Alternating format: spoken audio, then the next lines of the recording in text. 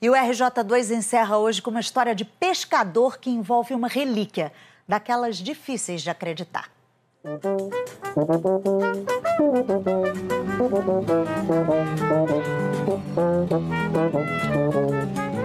Mesmo quem ouve assim, sem saber, reconhece.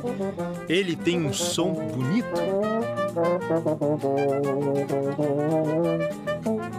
O que você achou da sonoridade? Cara, muito gostoso, muito gostoso. O que provoca certa estranheza é o nome com que se apresenta.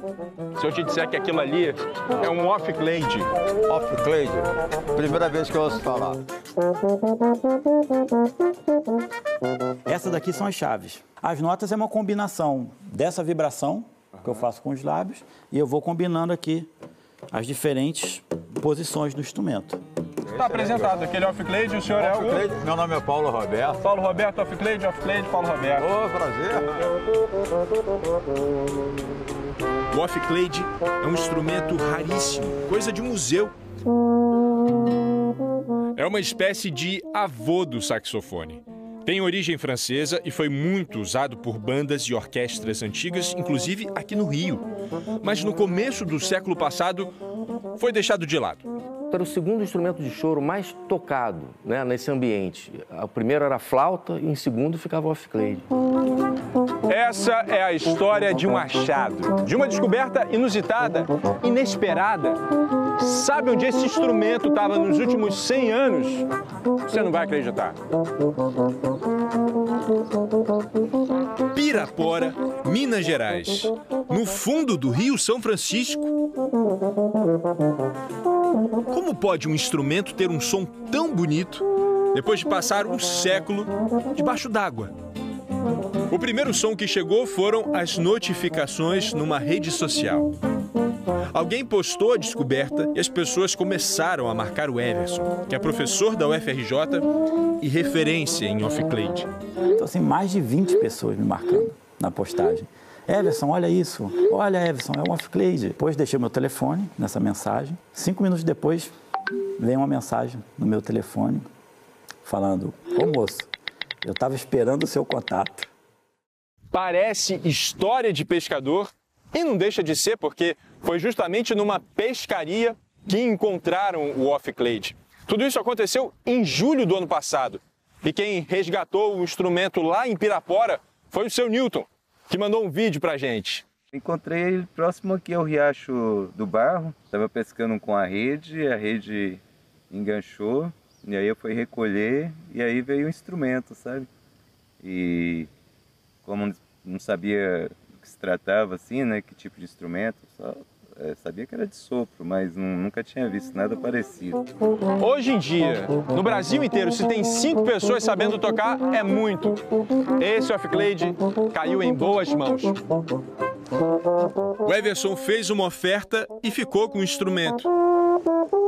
Mas depois de tanto tempo esquecido no fundo do velho Chico, o off-clade estava tão detonado que o Marcelo, luthier, um especialista em concertos complicados, achou que aquele ali não tinha mais jeito.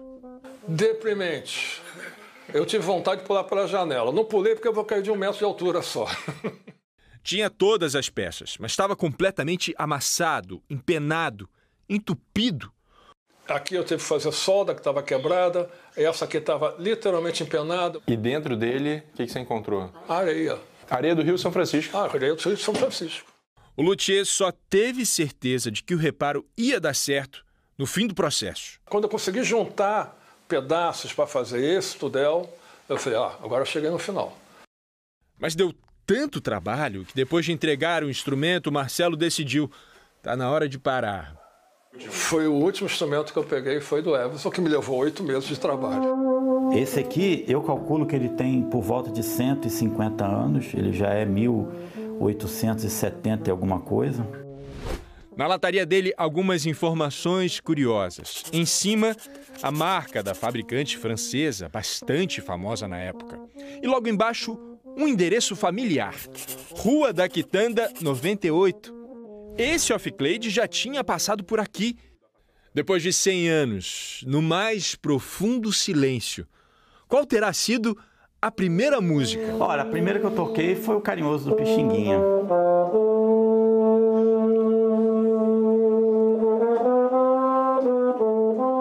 O Pixinguinha, ele tem uma relação com esse instrumento de forma assim, direta e indireta, né?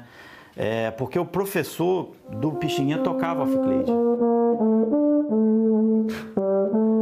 Eu sei que você deve estar se perguntando, como é que um instrumento desses vai parar no fundo do São Francisco? Teria sido um descuido, um acidente, alguma embarcação que naufragou? A verdade é que não tem como a gente saber. Essa é uma pergunta que eu me faço, sabe? Eu fico imaginando várias histórias, eu fiz várias pesquisas na hemeroteca da Biblioteca Nacional, procurando algum naufrágio, alguma enchente lá naquela área, não encontrei nenhuma notícia, nada. Pescar um instrumento já seria um negócio surreal, né? E você pescar um off-clade, um instrumento que é considerado um instrumento raro, extinto, né? Que ninguém toca mais. É a história de pescador, mas é verdade.